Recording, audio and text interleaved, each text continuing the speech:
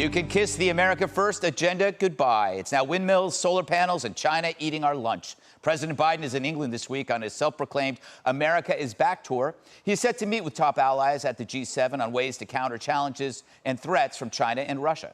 Our top general issued a warning today about Beijing's increased military capabilities, and the FBI director says cyber attacks pose a serious threat, while American companies are facing a barrage of hacks coming from Russia. But the president claims this is what we should be worried about. When I first was elected vice president with President Obama, the military sat us down to let us know what the greatest threats facing America were, the greatest physical threats. This is not a joke.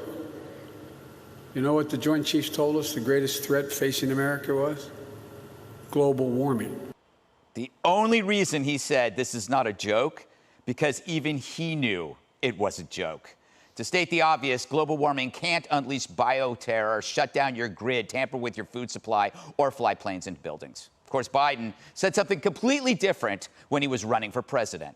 I think the biggest threat to America right now in terms of breaking up our security and our alliances is Russia. What happened to that guy? Maybe global warming fried his brain. Dana, while you were listening to that tape, what did you say to me? I said, this is offensive. Yeah, you said it was offensive, and you said it with a guttural growl. You should hear it. Yeah, it's pretty... It is pretty amazing. And also, thank you for pointing out my real estate license. Apparently, people have taken this very seriously, Yes. and I'm being asked to lay out what my goals are. It's great to have a backup career, Dana. You never know. The show's only been going for nine years. They said it would be 5 weeks. Yes. Here we are, but you never know. This is true. Okay, so, yeah, existential threat. There are people who will say that climate change is the #1 issue on their biggest worry. And I know that the military takes the issue seriously. However, we also are dealing with the fact that when it's like everybody knows that we're in a Cold War, a second Cold War with China, but nobody's really acting accordingly. Yeah. And I would put that to climate change. If China is building a coal-fired power plant a week, then if the global climate change issue is a global issue, it doesn't matter. You could. Can I say that PISSING in the wind? Yes. Yeah. Pissing in the wind? That's basically what you're doing. Yes. We're going to take your license. If you just have the EU and the United States and Canada and Australia trying to reduce emissions, if they're increasing emissions, then it doesn't matter. Yeah. So I felt like that was a little offensive. Not as offensive as using that language, but I'm sure the children at home are very happy to learn how to spell a filthy word. Jesse, how stupid do you have to be to say right after a pandemic caused by an engineered virus that climate change is the #1 threat? You have to be pretty stupid, Greg. Yes. Are you calling the president stupid? I would never do such a thing. I'll leave it to me. I usually, when I think threats, I think of death and money. So climate change has killed how many people? 0. The China virus killed 600,000 in this country alone. You add the fentanyl that they bring over to Mexico. The cartels push that up here. Hundreds of thousands of fentanyl deaths here. What? Islamic terror? You count the overseas wars, you're talking tens of thousands of American lives lost. Russian hacking, tens of millions of dollars, maybe over $100 million.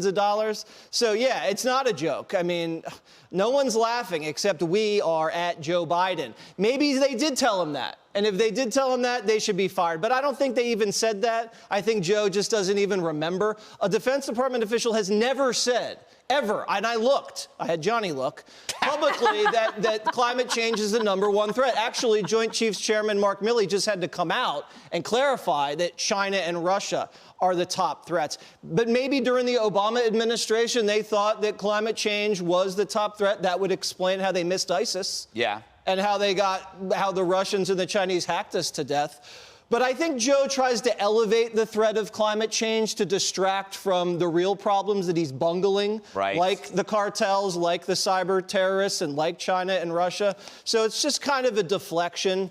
And it's weird. It's weird because he can't keep track of all the threats that he's listed. Last time it was white supremacy. They should combine the two. I was thinking about that. Combine white supremacy with climate change. Call it... what do you call it? White weather. White weather. Yes. Very dangerous. Global whiteness. Global whiteness. Jessica, you were scowling at me because you find that offensive. You can believe that climate change is an issue, but still see this as absurd. Yeah. Because climate change, people are working on it. You can work on it over time, but it is not intentionally. It's not an intentional and immediate threat. So I think that's the problem when sensible people hear this. They're going like, no, climate change isn't trying to kill us. Over 100 years, an incremental increase in Celsius could be an issue. So I think that you can obviously pack climate change into this larger discussion of threats, obviously. And I did think that Joe Biden was right on the campaign trail to call out Russia specifically and to have tough talk about China. And we all remember Barack Obama when he was debating Mitt Romney said, you know, Yes. like the 80s called and they'd like their foreign policy back, et cetera. But there are people today in our country and all across the world who do wake up completely frightened of climate change. There are people who are in the way of flash floods, people who have been wiped out from hurricanes. And we spend billions and billions of dollars here through FEMA and other organizations to rebuild cities like Houston, to rebuild Florida after, don't look at me like that, Jesse, it's true. I'm just trying not to interrupt. Because that has nothing to do with climate change. Of course it does. No, it doesn't. No, even the government data refutes that. The government data by pro-climate change people say that extreme weather is not correlated with a rising temperature. Actually, that's true about hurricanes. Greg's right. Yeah, I mean, it's like it's in there. And even the brush fires are declining over time compared to, say, 100 years ago. I don't mean to poke a hole in your theory, but I do. And I'm thrilled for you to do it. And I'm sticking to my guns on this one, actually, because I'm going to pull up State Department reports that have come out under the Obama administration and the Trump administration, where Mike Pompeo, who didn't want to have to admit it, had to say, yes, refugees are leaving their home countries, especially in the Middle East, because of the effects of climate change. So to kind of laugh in the face of it and to call him dumb, I think. No one's laughing. Wait. The Syrians didn't flood into Europe because of climate change. There was a civil war. I understand that, and Assad is a very bad dude. I'm not refuting any of that, but climate does play a part in how we see migration. About this big. Yeah, I don't think it's in the top 7, Kennedy. What's your take on this? You're pro-science. I love science. You know what? Actual science. Going after you, Kennedy, is going after science. I've always said it. No one believes me. Maybe it's because I lack a degree in anything scientific. But Dana's absolutely right. It's all about China. And I think some of the statements that President Biden has made in the past about China are going to come back and bite him. Because he's like, China's not going to eat our lunch. It's global warming. And that's what Vice President Harris said when she went to Guatemala. She said, we want to make Guatemala great again. And the reason you guys are leaving, you guys, is because climate change. Meanwhile, they're growing all sorts of drugs and having them land in planes in the jungles of Guatemala.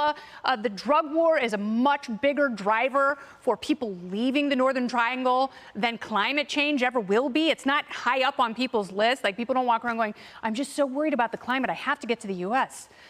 That's not what's happening. But when I saw that statement that the president made, the only thing I could picture were Presidents Xi and Putin on the phone together, just laughing hysterically, going, oh, my God. And then I went one step further and thought, maybe Joe Biden is like Kaiser Sose. Like, maybe he's pretending to be this complete dullard, but secretly he's a villain and he just wants to completely lower people's expectations of him. And then he's going to go. There's one other reason they do it. What? Biden did it, and then last week Putin did it. He said climate change, big important issue. You get adoring media coverage. Yeah, it's so easy. You do?